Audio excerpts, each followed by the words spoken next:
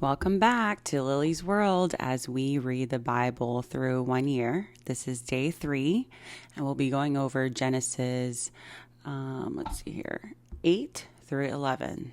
Okay? All right, Genesis chapter 8. Put that right there, okay. Then God remembered Noah and every living thing, and all the animals were with him in the ark. And God made a wind to pass over the earth, and the waters subsided. The fountains of the deep and the windows of heaven were also stopped, and the rain from the heaven was restrained. And the waters receded continually from the earth, and the end of the 150 days the waters decreased. Then the ark rested on the 7th month, the 17th day of the month, on the mountains of Ararat.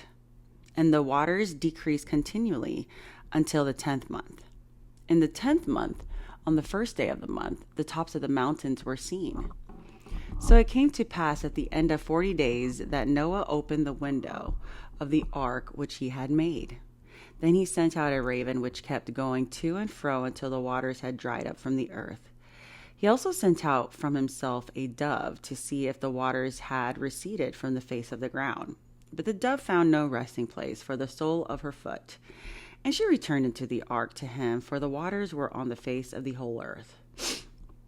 So he put out his hand, took her, and drew her into the ark himself.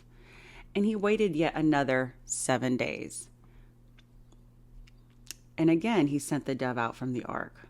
Then the dove came back to him in the evening, and behold, a freshly plucked olive leaf was in her mouth, and Noah knew that the waters had receded from the earth. So he waited another 7 days, sent out the dove, which did not return again to him any more.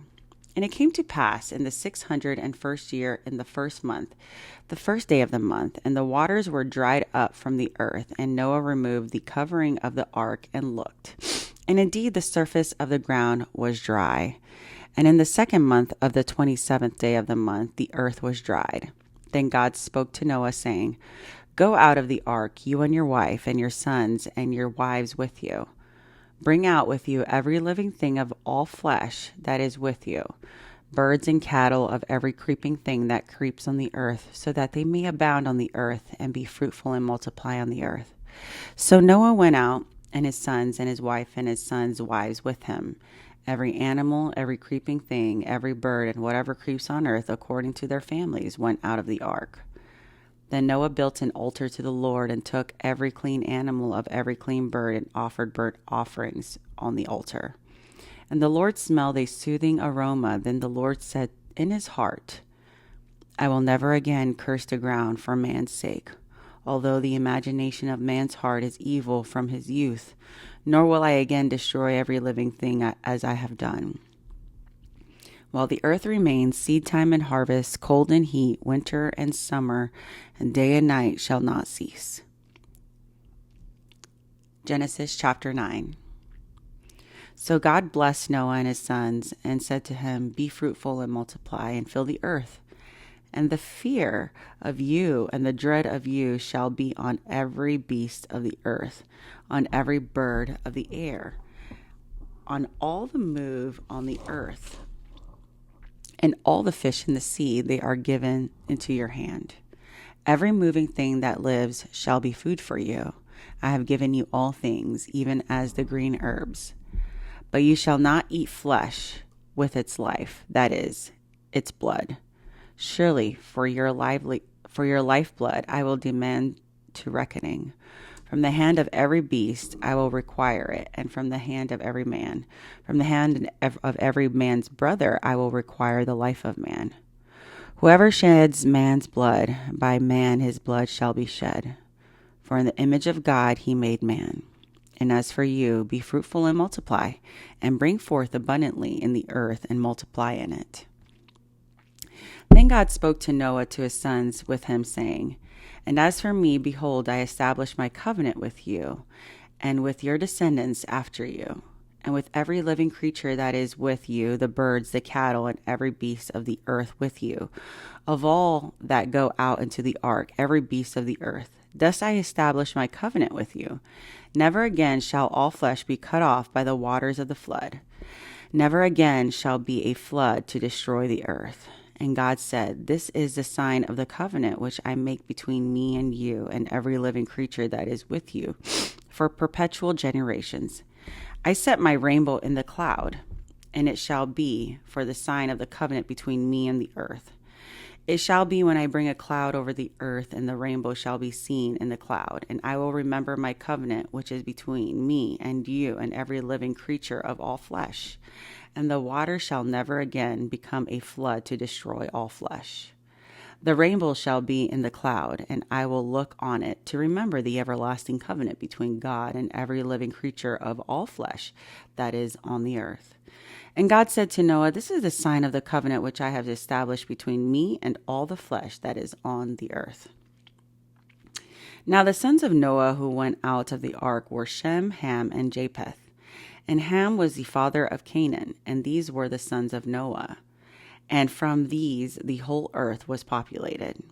And Noah began to be a farmer, and he planted a vineyard. Then he drank of the wine and was drunk and became uncovered in his tent. And Ham, the father of Canaan, saw the nakedness of his father and told his two brothers outside. But Shem and Japheth took a garment, laid it on both their shoulders, and went backward and covered the nakedness of their father. Their faces were turned away, and they did not see their father's nakedness. So Noah awoke from his wine and knew what his younger son had done to him. Then he said, Cursed be Canaan, a servant of servants.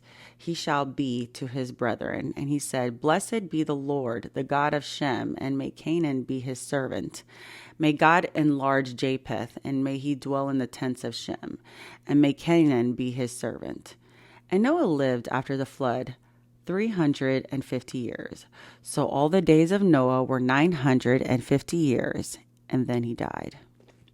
Genesis chapter 10. Now this is the genealogy of the sons of Noah, Shem, Ham, and Japheth, and sons were born to them after the flood. The sons of Japheth were Gomer, Magog, and Madai, Javan, Tubal, Meshach, and Tyrus.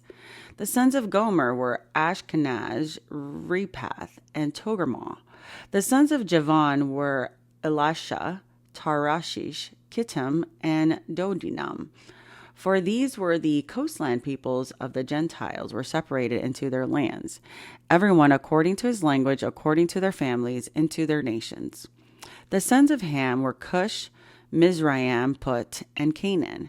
The sons of Cush were Sheba, Havilah, Sabta, Ramah, and Sabbatica. And the sons of Ramka were Sheba and Dedan.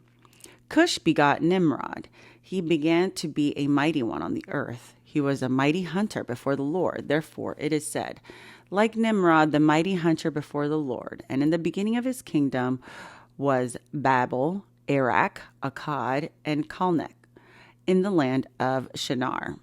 From the land he went to Assyria and built Nineveh, Rehoboth, and Calah, and Rezin between Nineveh and Calah, which is the principal city.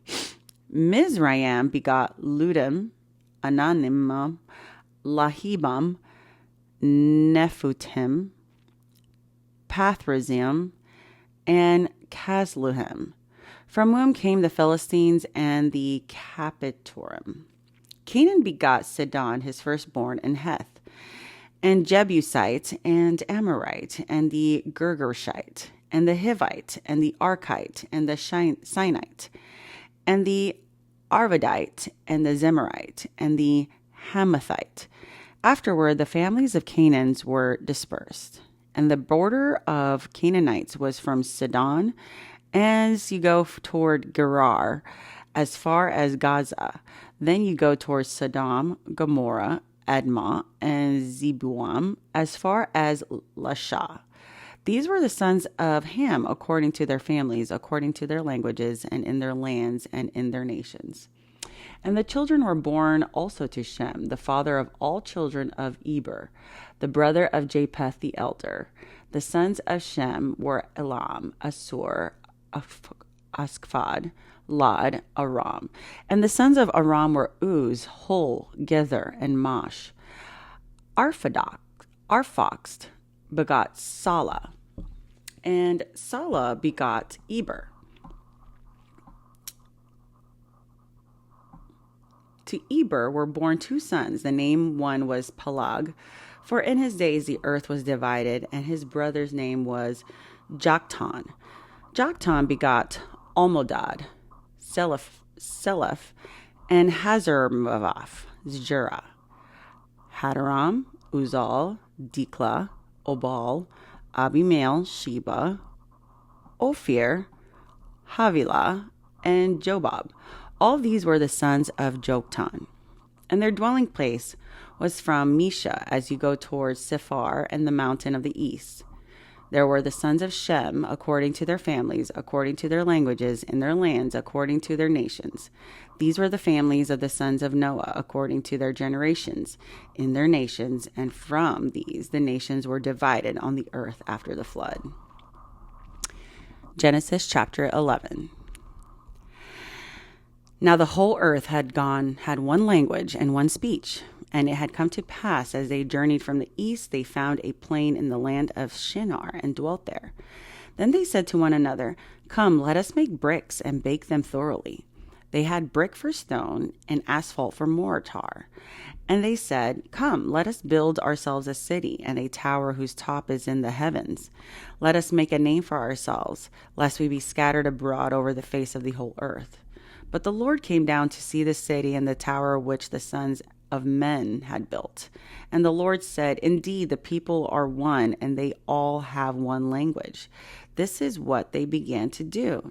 Now nothing that they propose to do will be withheld from them. Come, let us go down, and therefore confuse their language, that they may not understand one another's speech. So the Lord scattered them abroad from there over the face of all the earth, and they ceased building the city. Therefore then its name is called Babel, because there the Lord confused the language of all the earth, and from the earth scattered from abroad over the face of all the earth. This is the genealogy of Shem. Shem was 100 years old and begot Arphaxad 2 years after the flood.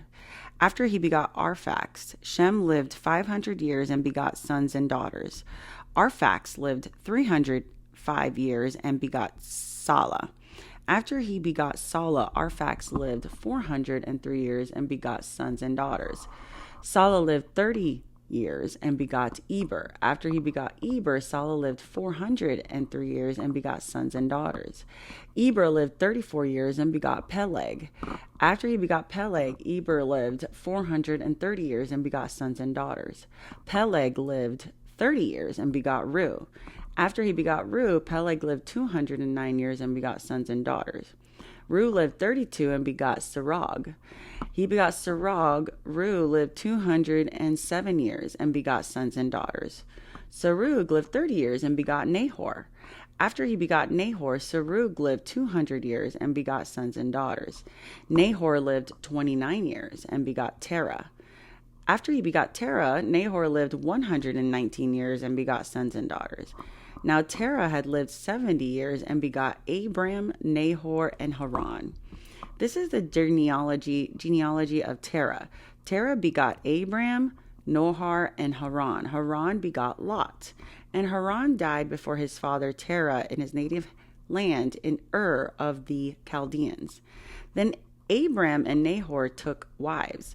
The name of Abram's wife was Sarai, and the name of Nahor's wife was Milcah, the daughter of Haran, the father of Milcah and the father of Iscah. But Sarai was barren, and she had no children. And Terah took his son Abram and his grandson Lot, and the son of Haran, and his daughter-in-law Sarai, his son's Abraham's wife, and they went out with them from Ur of the Chaldeans to go to the land of Canaan, and they came to Haran and dwelt there. So the days of Terah were 205 years, and Terah died in Haran. And that's the end of chapter 11. If you'd like to subscribe, we will be going through the Bible the entire year. And our next video would be chapter 12, 13, 14, and 15.